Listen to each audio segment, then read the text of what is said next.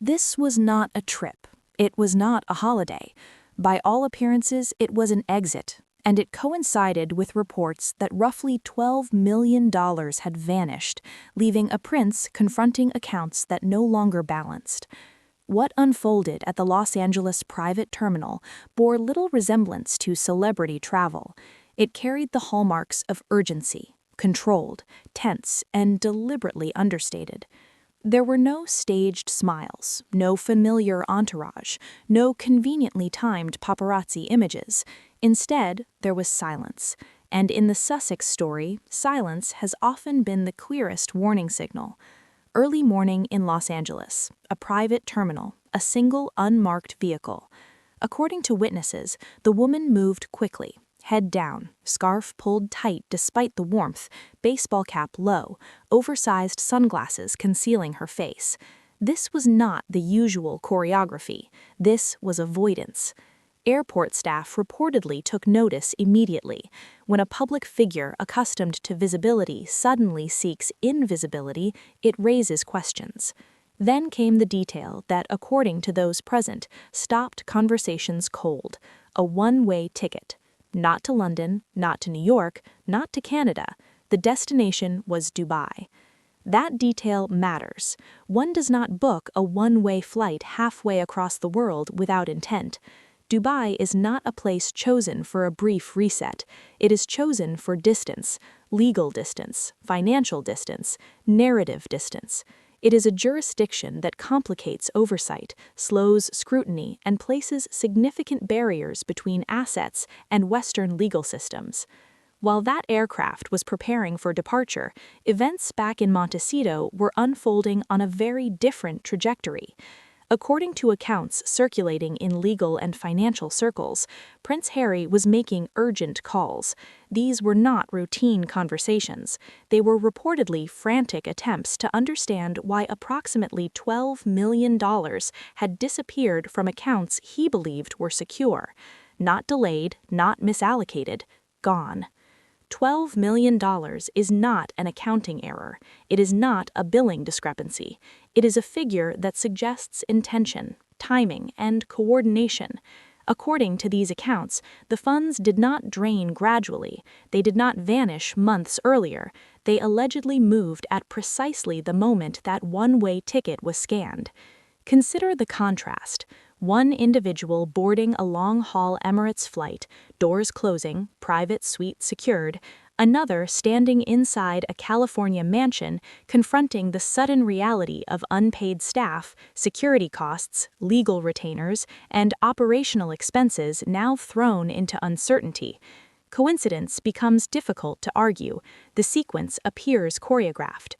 Witnesses at the airport did not describe calm.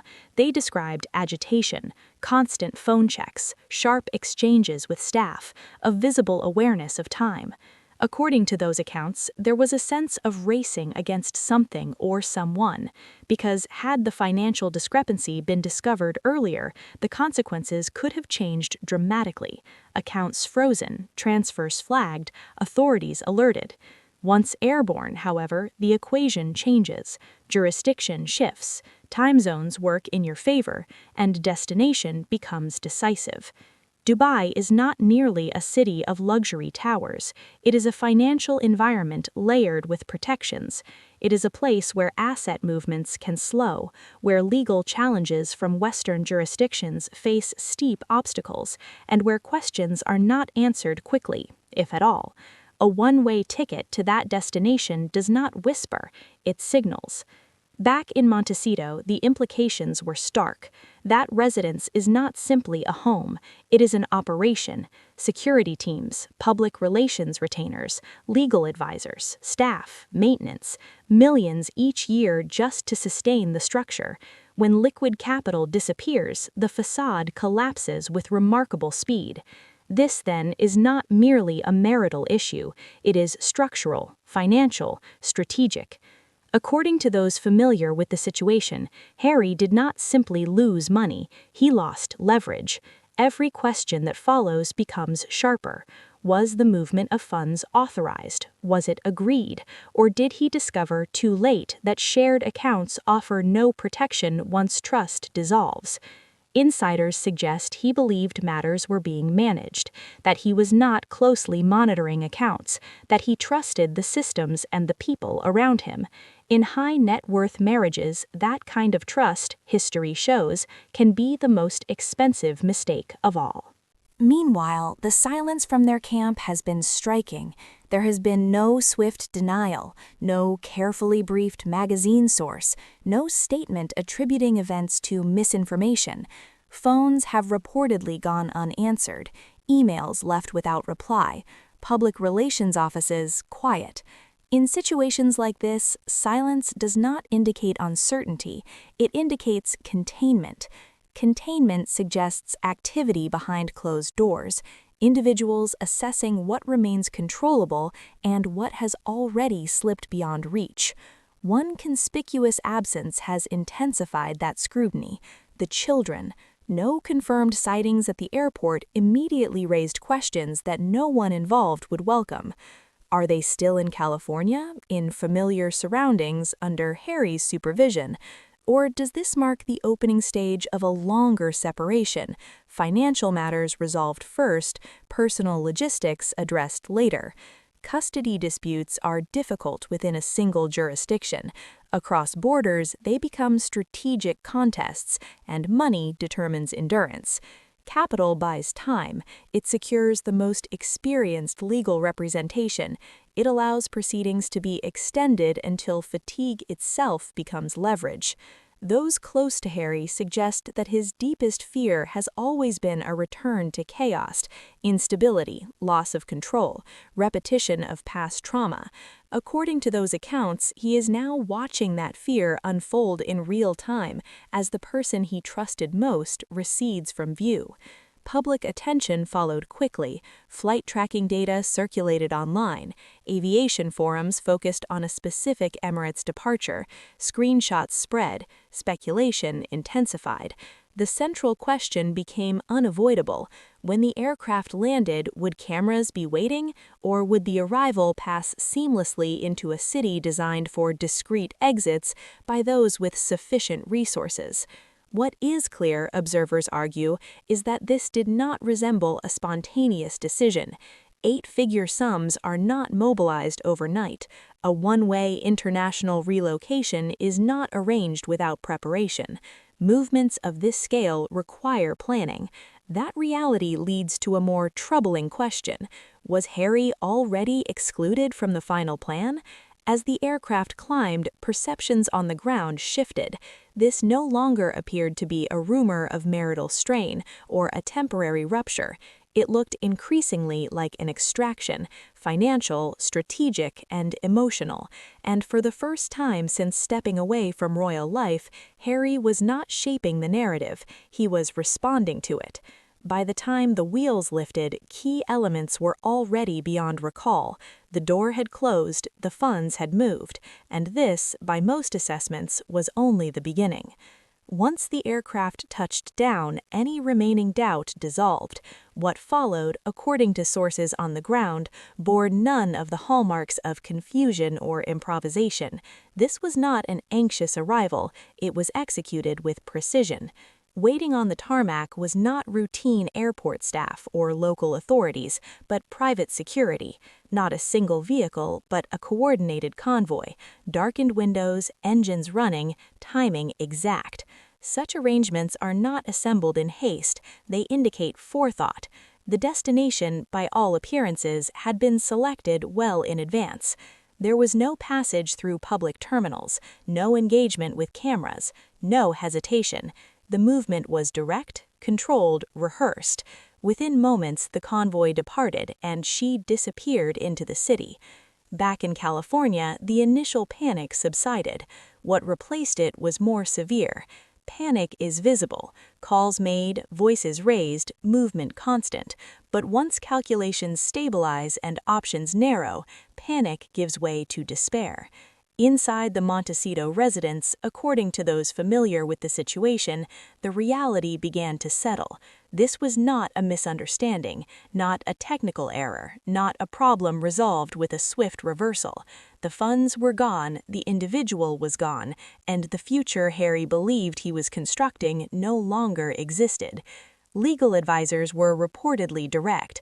Once assets enter layered international structures, recovery can take years, if recovery is possible at all, and time, they warned, is a privilege reserved for those who still possess liquidity. Costs do not pause for uncertainty. Security contracts continue. Mortgages remain due. Legal advisors do not operate on goodwill. With each passing hour, the pressure intensified, narrowing options and hardening consequences. Then came the call. Not to friends, not to former allies, not to the media.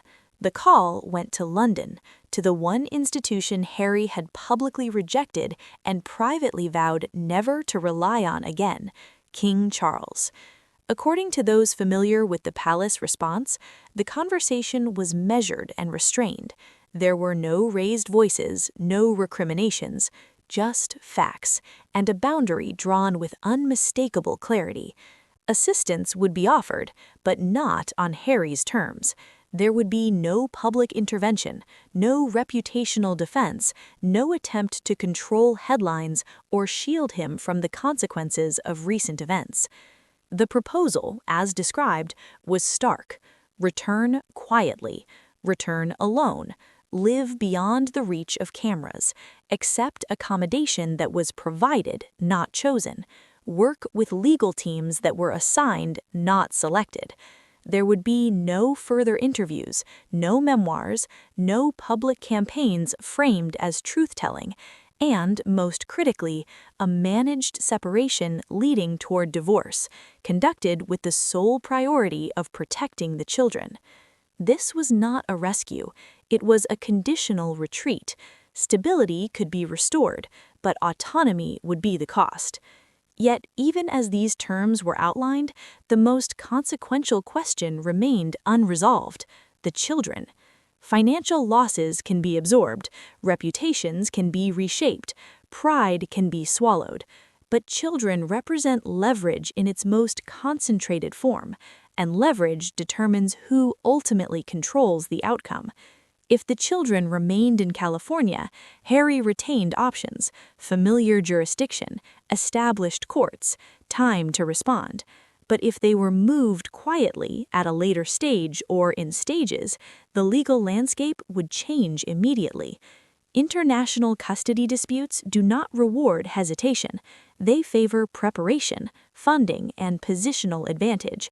And by most accounts, that advantage currently lies with the party who had already landed. Dubai, in this context, is not merely a destination, it is a reset mechanism, a place where status retains value, where financial markets do not press uncomfortable questions, where reinvention can occur without public contrition.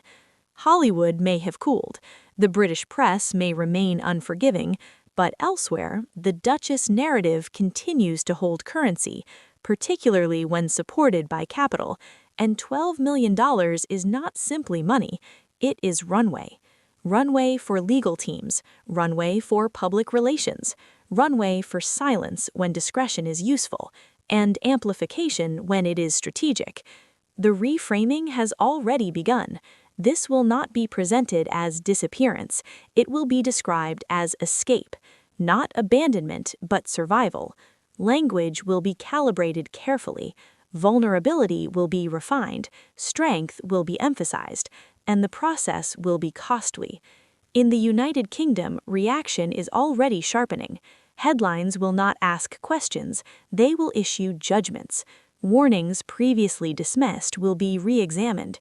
Concerns once ignored will be cited as foresight vindicated.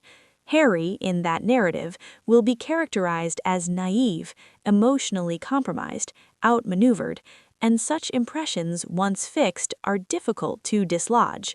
The most sobering reality settling over Montecito is this: The story on which Harry rebuilt his identity no longer exists. The us against the world framework collapsed the moment one party took the funds and boarded a one-way flight. What remains is isolation, fractured relationships, a damaged public image, and a future that now requires assistance from the very institution he sought to leave behind. There is a bitter irony in that outcome. The freedom he pursued ended in dependence. The independence he championed resulted in constraint. The love story presented as unbreakable concluded with a financial transfer. As time passes, choices diminish. Every delay strengthens the opposing position. Every quiet interval allows assets to be layered, obscured, and protected. And according to those close to him, Harry understands that reality acutely. The decision he makes, or fails to make, will define what comes next, whether he contests events publicly, withdraws into private settlement, or accepts a life of managed obscurity.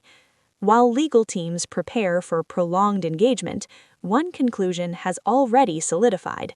This was not a misunderstanding. It was not disorder. It was not emotion. It was deliberate. A one-way ticket, funds removed, a silent departure. The narrative did not fade. It ruptured.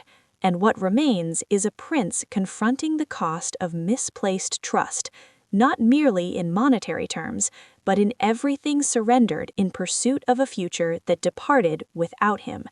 The House of Sussex did not decline gradually. It collapsed in a single night at 35,000 feet on a one-way trajectory with no return.